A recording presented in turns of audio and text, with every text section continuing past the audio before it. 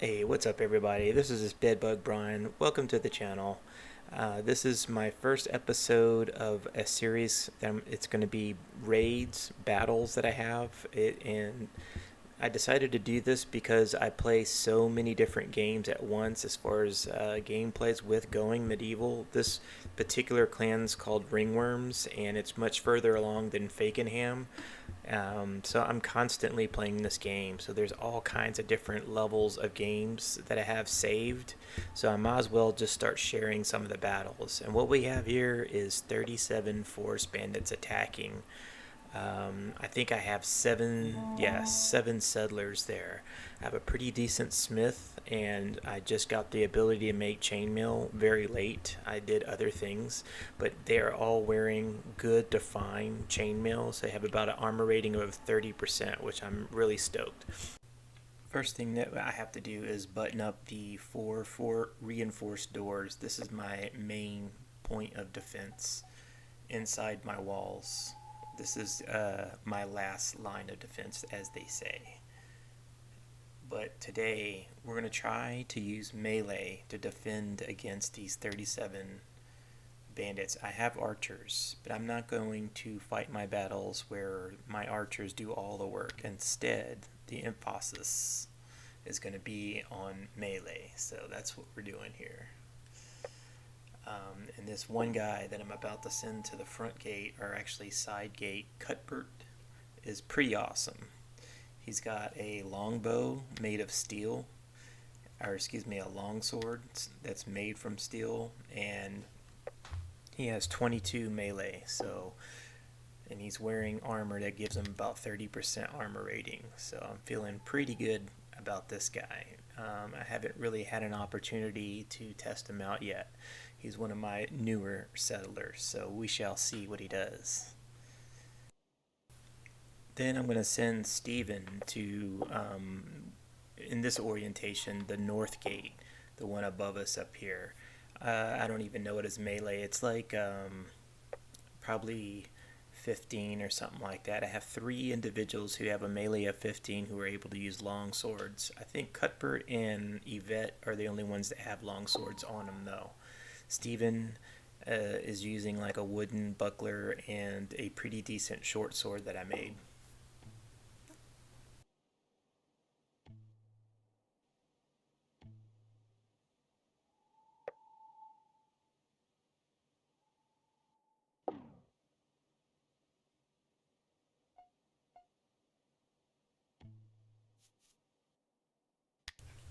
So we're looking at the bottom floor. This structure is 4 stories. I had to painstakingly carve every square inch of this area out of like ore and limestone and stuff. It took a really long time, so I'm really proud of it.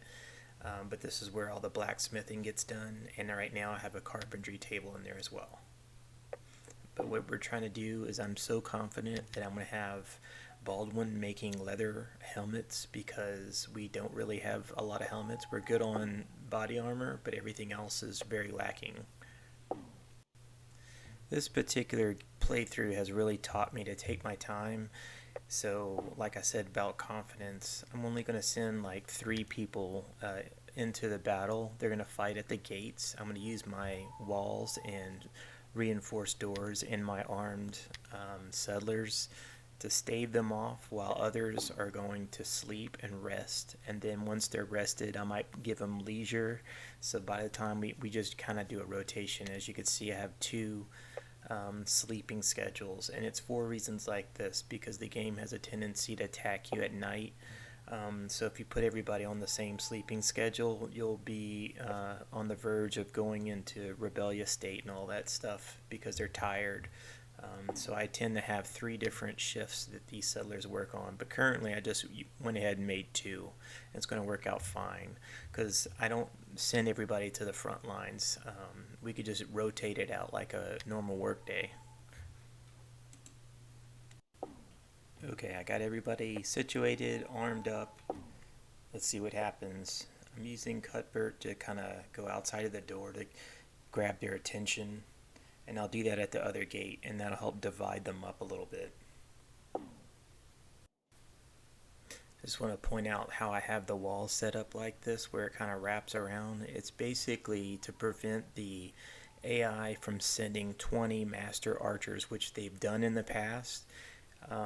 So this way it forces the archers, if they're ever going to get in a battle, they're going to have to get up and close with my melee attacks. And I'll show you on the other gate, I have a system set up to where my archers can fight them, but it just makes it a little bit fair. Because anybody that peeks their head out above the walls is going to die immediately. When you have 20 master archers shooting at you, it doesn't matter what your skill is, it's just instant death. I'm going to send Steven out. Again, this just kind of helps them divide their attention. Here we go. It's not going to pull everyone, but it's going to get it kind of like half and half, or a little bit of both. If they're in transition, that's ideal. I just don't want to have 37 people going against Cuthbert at the same time. But as you can see, the way the walls are set up, I mean, it narrows it down to where my guy only has to fight 2 people at one time, and they're distracted by a door. Oh, and I did want to point out, at the very least, if I'm going to have somebody up at the front like this guy here, I have at least another person who's not in battle just waiting in case he goes unconscious. It's a buddy system. If he drops and falls, or a door falls and the guy goes unconscious, I have somebody there to pick him up and start running to get behind the next door. I figured I'd pick up some helmets and whatever armor that I can, since we were missing some helmets anyways. So while this dude's fighting, he's picking up their good stuff. Okay, I cut it out, but basically I had an issue when I dropped the helmets. My dogs, I have like 8 dogs, they immediately went to go pick it up, so I couldn't have my settler pick it up because it was saying that the helmet was assigned to someone else. So that was kind of a drawback. So when I do it next time is to pick something up that's outside of the perimeter, bring it back in, drop it, and then immediately forbid, then have another player pick up the forbidden item, something like that, just to kind of get around it. Ooh, major damage right there. Mariella has turned 26 today and gained the Brawler perk. Well, happy birthday, Mariella. What a way to celebrate your birthday. 34 points of damage. 34. Miss. This dude is lethal. Cuthbert, I think, is 22. He's also one of those settlers that it looks like, I don't know, this character in particular seems to ignore orders more than any other settler. I know it's not me just being crazy and stuff. Like, you'll tell him to haul something or whatever. Just quirky things seem to happen with this guy, but he is super lethal, so we'll deal with it. So this guy's doing well on this particular gate, but we have the entire raid rushing another door, and I don't even know what's going on. So let's check it out. Steven behind the door. We got one archer. So this archer can shoot straight down at the guy, but none of the other archers can shoot him because of that wall. So that's kind of a nice last minute detail that I came up with. But if I wanted to, if you look at where to the right of my 2 guys, you can see a stairway that's hidden underneath that limestone brick. I put 4 windows there, so this could be a shooting gallery. That way my archers can get involved right at this point if they want to. I think I'll show those 4 windows a little later on, but for now we're just doing the battle. I figured while all that's going on, I can look at armor and weapons over here, and at the very least make them unforbidden, and that way the dogs can pick them up for me. But if they manage to get through, breach the wall, I can collect shields that I don't have, weapons, whatever the case may be, because I've had some battles where we got down to the last door on the main house. They just kept fighting and fighting and fighting, so I have to prepare for the worst here. But it's kind of dangerous to take my eye off of this when he's facing so many enemies over there. Okay, I'm going to send Cuthbert over to the other gate. just as backup and leave the other guys at that other gate just kind of waiting. Just makes me nervous. Steven is nowhere near as strong as Cuthbert. Here's those windows that I was talking about. So that way archers can line up there. They get 40% cover from the windows, but then they can get involved if they want to. But there's no reason for me to send anybody over there because they'll just get shot at by all those archers. Right now, we are effectively destroying their marauders, so no need to take damage for our archers. It's moment like these where their attention's divided. Now they're running over to the other gate with half their crew, and these guys are getting damaged by traps. You can just send those archers behind those windows and just shoot at them there. Kind of mince them up a little bit. Okay. So we're going to send Cuthbert back to that door. I guess I sent everybody over there. So 2 and 2. Have the buddy system. 1 archer and 1 melee on each side. I have a real pausing addiction. I just can't stop. I'm trying to not pause, but I do it no matter what. Some of it has to do with the fact that when items are on the ground and you try to tell your guy to move away and then go back and move away, those items tend to interfere. So that's probably why I'm pausing. I love getting gear from the enemy and like putting on armor and their weapons in the middle of battle. It's just the best. Like we immediately upgrade our stuff because of them dying. One thing I think the game should do is the enemy should attack your dogs, and you should have better control over your dogs and tell them to go to places just like you would with settlers. But it's silly that you're able to have your dogs just run out there with all those enemies and pick up armor and weapons and not get attacked at all. That doesn't seem to make any sense. Of course, dogs that can load and unload their backpacks and bring stuff to stockpiles also doesn't make any sense either. So, it's just a crazy world.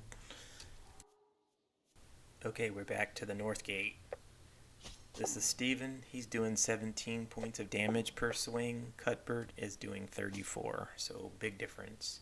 Of course, this guy also gets to wear a shield, so if he was getting shot at by archers, he'd probably be doing better than Cuthbert. I'm sure it's something like Kubert, but I've been calling him Cuthbert this whole time. I can't stop now. Okay, good old Cuthbert again on the side gate. It's 2 in the morning, and Cuthbert is the first 4 people who go to sleep normally at midnight. So he's getting exhausted, so I'm going to have to start thinking about swapping people out.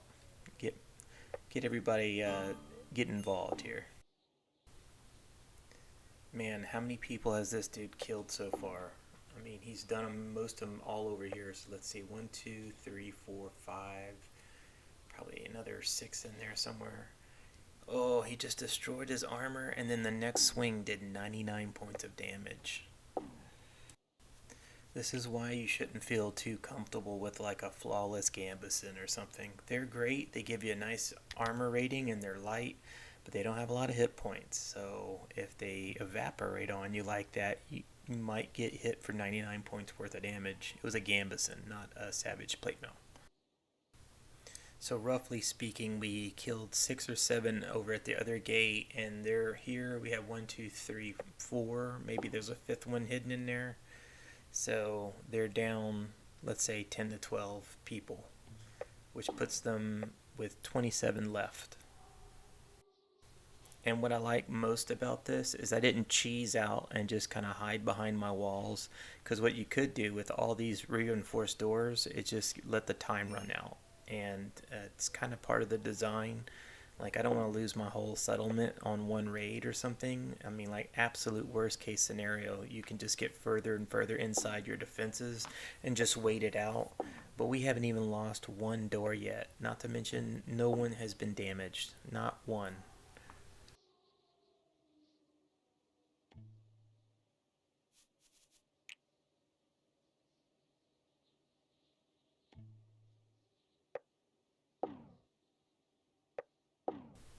I didn't see what happened on the screen there, but I do want to point out that with this guy's skill plus the longsword, he does a damage of 16 and a half points per second.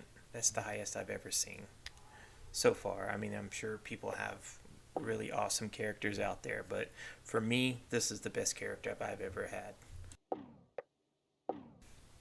Okay, these guys basically wreck the enemy at this gate. I'm just having them pick some things up and bring it inside the perimeter in case things go south over time. Mainly, I need them to pick up shields and whatever helmets that we can. So we'll just hop over to Steven and see how he's doing. Well, it appears that he killed a fierce marauder, or he and two archers.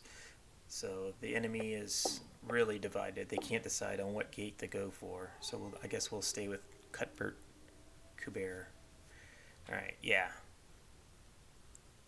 Time is definitely a factor.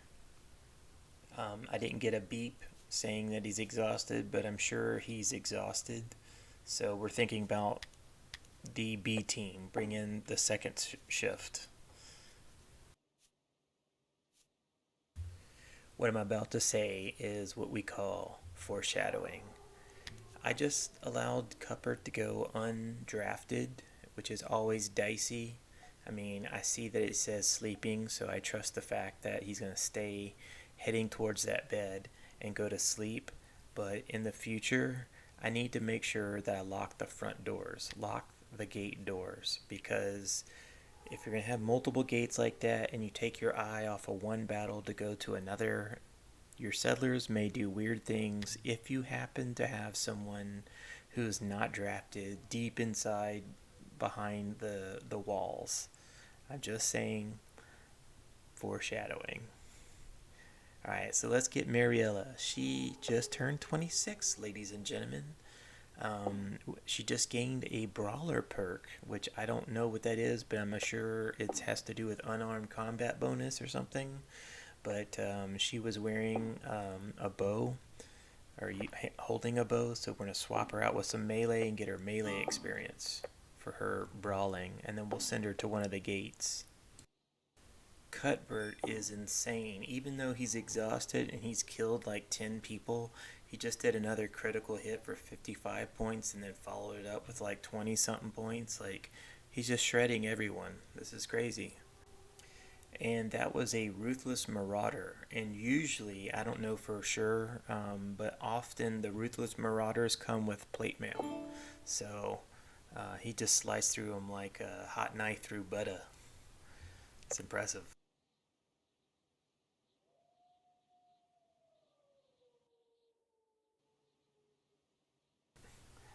Ooh, it's starting to snow. This will help preserve the dead bodies.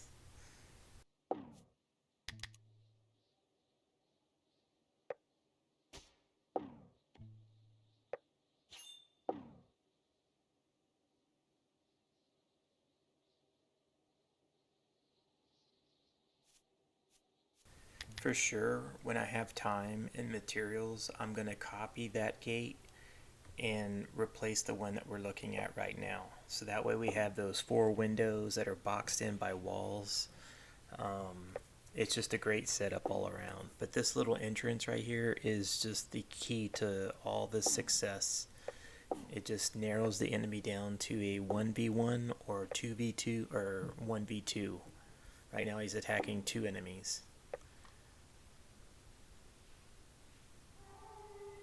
Just shredding them. He destroyed that other guy. He just ran off.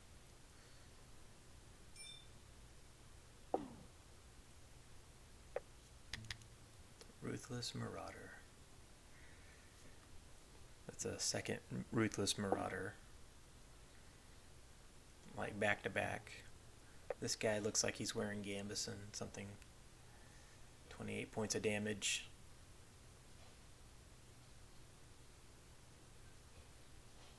Notice the lack of pausing here. I'm getting a little better at it.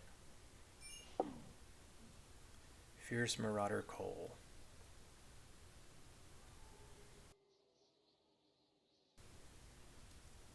Okay. So that was like three Ruthless Marauders in a row. So that makes them like skill level 15 and higher or something like that. So they're not chumps by any means.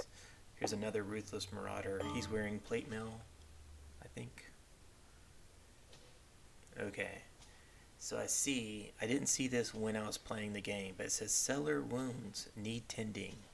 And if you look, Mariella, who's just had her birthday, dies. I didn't even see that she died. I never gave her the orders to go anywhere, and where I recall, and when I was pointing out earlier in this video, I had her drafted, and I told her to pick up a short sword. So I don't know why she would have even gotten engaged in battle. There's her dead body outside the wall right there to the right. She went past the traps, got into a battle, and died on her birthday. Happy birthday, Mariella. Okay, here's the even crazier thing. I just went back by another 2 or 3 minutes and saw that Mariella was drafted still. So I definitely didn't say move out. I didn't even tell her to go to any gate yet. In fact, I think I told her to maybe go to the one where Cuthbert is right here. So I don't know what happened. So I'm not going to blame myself, but what I'm not going to do is I don't take saves. I don't go and, you know, go back in time on an auto save or anything like that. She's dead, she's gone. I like to play that way. It makes it harder to play and you really feel a loss. It's just silly to save and then load and go back like it never happened. Like, just play it out. And if the whole settlement crashes, so be it. That actually happened. I had another one that was further along than this particular settlement. It was awesome. I called it Super Chicken. And we just got wrecked one time. You want to talk about like archers? There was literally over 20 master archers alone, and they destroyed us. So this is when I came up with the fact that you have to hide your settlers behind walls and knock out the marauders first, and then deal with the archers. Because there's nothing funnier when an archer has to use their bare hands to try to knock down your reinforced doors. It just doesn't work. But yeah, the Super Chicken was a real tough loss because I only had like 7 settlers total. I never lost a settler, just like this one here. You know, I did everything I could. If you looked at the chart where the influence, it was just straight up and down. So, like, as far as drawing in settlers, I did the maximum. It's just that it's on hard and it's survival, so it's tough, you know. And so I tried to bring out 7 of my badass archers. I had them heavily trained, I had them heavily armed, and what I was going to do is I was going to have my 7 archers just force fire, focus fire, one archer at a time. But the second I got up to the Merlons, my toughest guy immediately was shredded, just dead right there. And then it was like pop, pop, unconscious, unconscious. I was toast. I couldn't even grab settlers and carry them off. I just died. It was terrible. It was a real loss. I probably put in like 25 hours into that settlement or something crazy. But that horrible experience taught me, and this was the next settlement that followed. And so I made sure to fix that problem. So the AI learns, I learn. You know what I mean? Like, it changed the way I build. Like, this particular gate right here is really badass with those windows because I created a little kill box here, but it's protected by those walls. So that way they can't have 25 archers with heavy crossbows that can shoot further than my guys, you know, something like that. It forces their archers to get in that little box, and eventually I'm gonna have metal traps, the whole 9 yards, you know. Um, but yeah, I immediately had to change some things. I would say if I were to criticize this particular settlement, I waited way too long. I was so occupied with digging all the time that I never did the research, and so I took too long to develop chainmail. So there's no reason why any of my guys should not have like at least fine quality helmets and armor to wear. So in the future, I'll fix that. And what I am happy with is that I'm developing shields for the first time. Like I've never even invested in that technology really. So, um, I'm just trying to work on instead of just doing luxury improvements and leisure and stuff like that. I want to make sure that my settlement can take on like 100 enemies if it had to.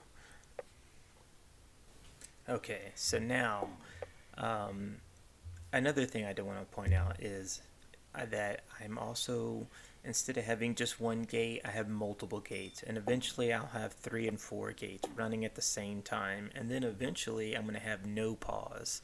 So those are the things I'm working on at the moment, because it's really risky to be looking here and not know what's going on over there.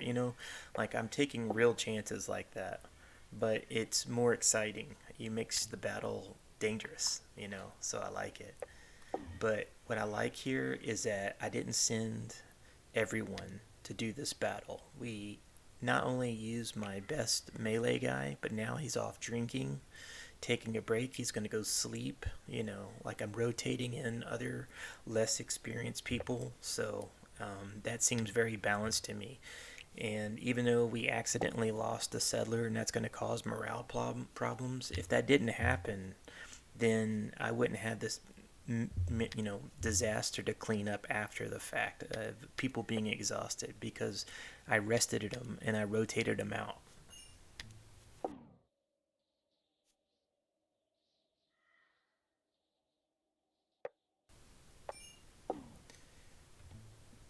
Yeah, some weirdness seems to be happening at this gate because this Steven guy took off. Maybe that's how Marielle. See, that's exactly.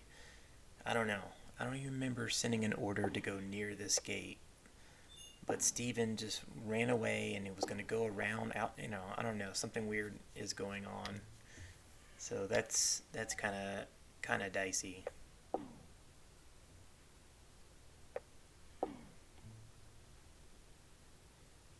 Yvette, she's got the long sword as well, her own long sword. So, I think I got her. She must have had like level 5 melee, and I got her up to level 15. So now she's able to do some serious damage with just level 15. So let's see if we can get a couple of swings in. 24, 25. So compared to Cuthbert, he was doing 34 a swing, and then sometimes 55, and sometimes 99. You know, so that's the difference between 15 and level 22. But this makes me even more motivated to get my melee up and try to get people up to like level 25 and 30. The problem with that is that um, you can only kill so many animals, and you only get like 1,200 experience in a day, no matter what, whether it's a battle or if you're out hunting. I think the game should change it to where you get unlimited experience during a raid, but then put a cap on a daily cap for hunting. So that way you're not going out killing rabbits with your bare hands, getting up to level 30. But during a raid, it makes sense to get all the experience that guy killed 15 people. I think he should get all the experience that he deserves.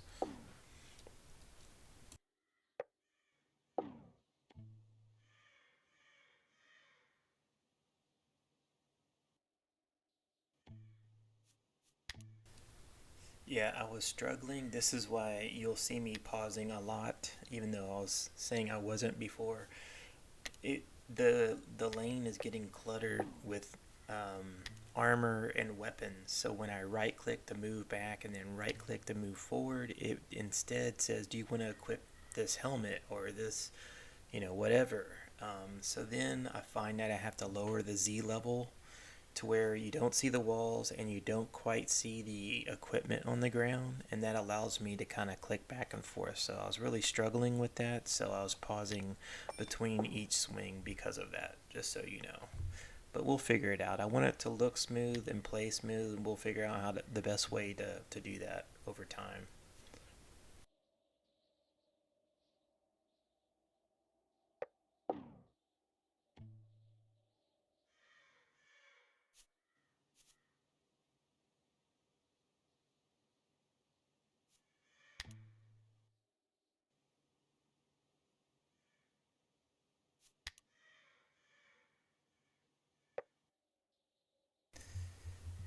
Yeah, I sent Yvette. I took her off draft, and so that way she can go to sleep.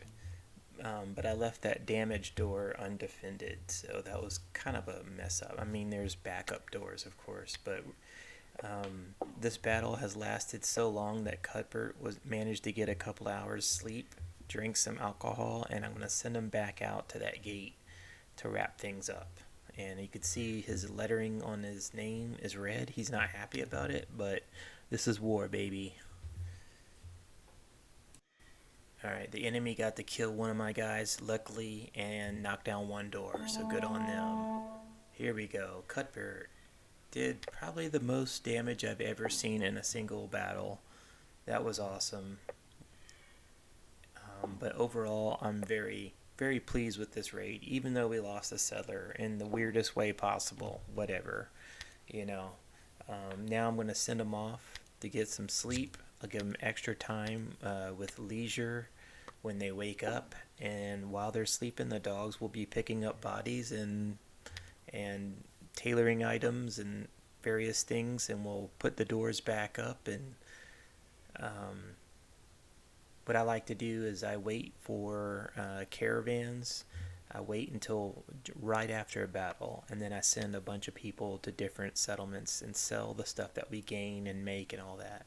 Because one time I sent a caravan. It was like a 1 day trip, and the raid happened, and I was down a person because that person was off selling stuff, and then that person managed to make it back to my settlement, reappear, and was trapped outside of the walls, and so the raid ended up hunting him down. That was a real dirty thing the game did to me there. But so I'm very cautious when you send out caravans. The best time to do it is immediately after a raid, though. That's the safest time.